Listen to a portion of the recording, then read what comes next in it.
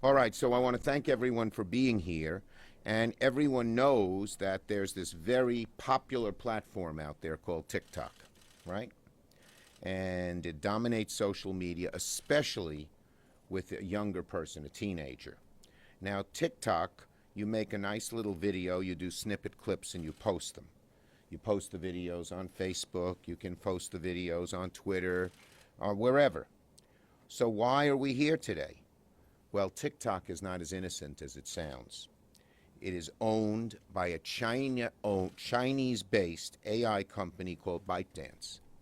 Just about every Chinese company like this is owned or controlled by the government. That's the way China works. So when you go on TikTok, China has your data. And that is why I recently sounded the alarm, because the Chinese government will be able to request access to any information it wants with no judicial review. You have no recourse. And people should know when they post on TikTok, the Chinese government may be getting that information. In the United States, that can't happen.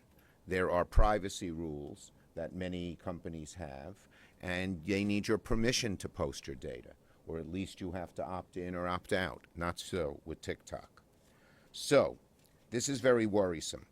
And a few months ago, Republican Senator Tom Cotton and myself sounded the alarm on TikTok because the Army was using to recruit it. Our Army was using it to recruit, and they'd have information on every recruit, China would.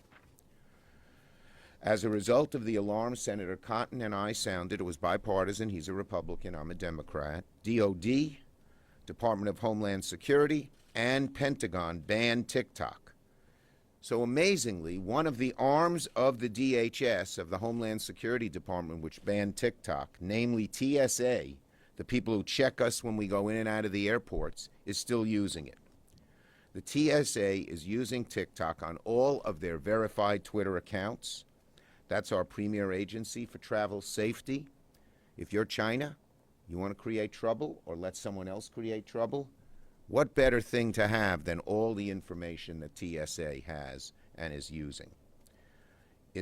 TSA is not an agency you want China to even have a small chance of intercepting. The TSA is recognized for its work to engage a variety of stakeholders with airline rule and safety. But it also must acknowledge the irony that it's placing its own agency and potentially the public in some danger of losing their privacy. So here, TSA is supposed to be protecting your privacy, and at the same time it's using an agency, it's using an app, TikTok, that lets China invade your privacy at will. So given the widely reported threats, the already in place agency bans, and national security concerns posed by TikTok, we are telling DHS to tell TSA, we're telling the Department of Homeland Security to tell the TSA,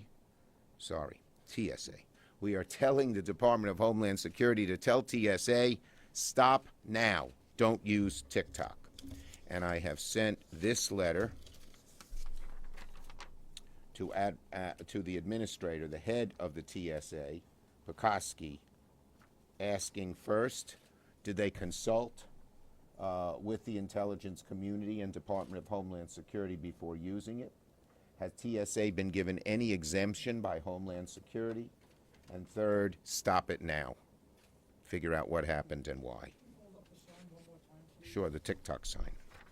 It's a very nice sign. Looks innocent and lovely.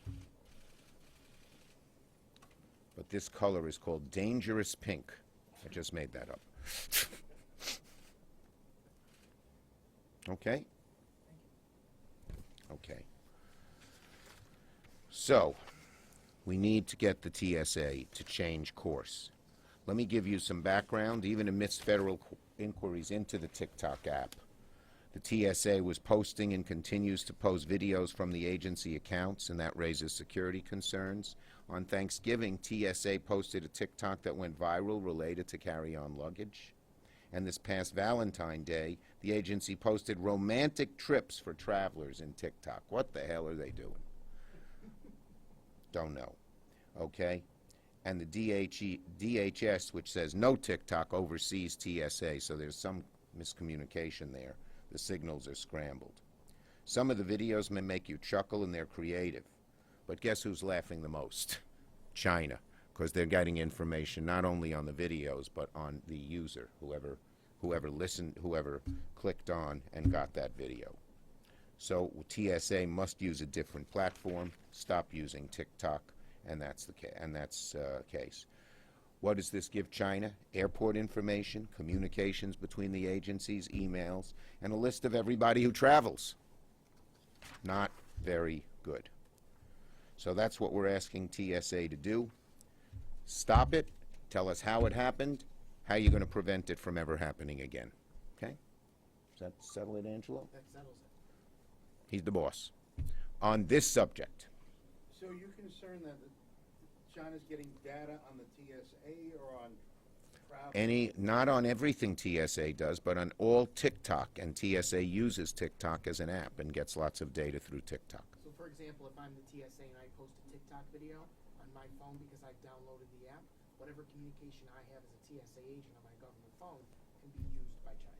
China can get in through TikTok and look at everything.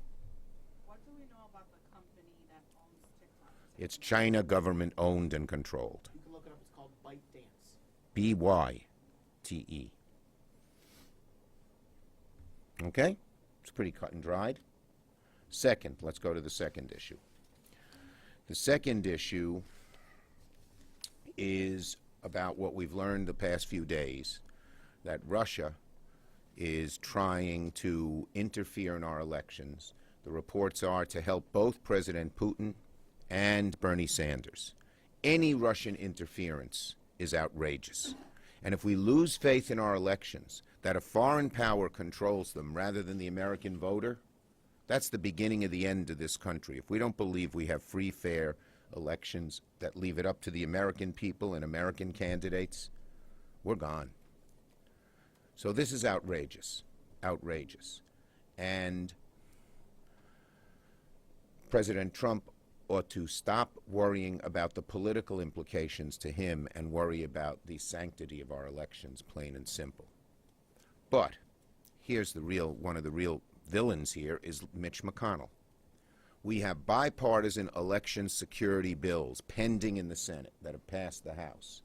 They are sponsored by a Democrat and a Republican, and they would greatly tighten up election security and prevent the Russians from interfering. One bill by Senator Van Hollen and Senator Rubio, one a Democrat, one a Republican, says if they interfere, the sanctions that are going to be imposed on them could all shut down their economy. And there are others that give our local election agencies far more ability and dollars to stop interference. McConnell has not put any of those on the floor. We are demanding today, after this new information, that Leader McConnell put these on the floor now. Online, he's gotten this approbation, Moscow Mitch. I don't think he wants that. He says he doesn't like it. The best way to stop people from saying it is put this legislation on the floor and pass it. Questions on this subject? Yes. National Security Advisor Robert O'Brien pushed back yesterday on information relayed to members of the House Intelligence Committee maintaining Russia's interfering in the 2020 election in order to benefit President Trump. O'Brien said he's seen no intelligence or analysis to support that. What's your reaction to that? Well, look, I'm getting an intelligence briefing tomorrow, so I can't count on the talk about the specifics. But everyone agrees that Russia's trying to interfere in our elections. And it was reported publicly that they went and told Bernie Sanders a month ago that they're trying to interfere with him. There were reports in the newspapers that the old DNI, Director of National Intelligence, was fired because he told Trump this. So certainly we know they're trying to interfere. And that means we should have these election bills on the floor. Doesn't matter who they're interfering for. They shouldn't be interfering, period. And Bernie Sanders, speaking of him, is clearly the front runner for the nomination. That's off topic. We're staying on topic. Then we'll do off topics at the end, which I may or may not answer. We have a lot of good stuff for you. You don't need your off topics. Wait. No, I have not. I haven't spoken to anyone. I'm getting a classified briefing tomorrow in Washington on it, and then I'll have more to say. Are you confident you'll be told the truth given, Well, I hope so. There's always been a tradition that both parties are told the truth by intelligence, and it's not supposed to leak out. Donald Trump may be impeding that, and then that's a real danger to our democracy. If we don't know the truth of what intelligence is learned, it risks our security. So I hope he won't do that. And it looks like he is. Shame on him. He should stop right away. But I don't want to be any stronger than that right now until I hear what's happened. Okay? Next, this is a good New York issue. Here's a story in yesterday's newspaper. Today's New York Today's New York Post. Post. Fire Island dredging halted for emergency beach project near Mar-a-Lago. I pushed very hard to get dredging off the whole coast of Long Island, all the way from Montauk to Point Lookout. It's desperately needed. We've had lots of storms. There are tens of thousands of homes that are at risk, and we got some dredging done. And all of a sudden, they've pulled out the dredges, which I was able to have the Army Corps bring here on emergency basis, and put them at, of all places, Mar-a-Lago. So I have sent a letter to the head of the Army Corps, Lieutenant General Semonite, asking him, number one, what is the justification, who ordered it, and to bring the dredges back. This really affects the South Shore of Long Island in a very dramatic way. Is anyone here from Newsday?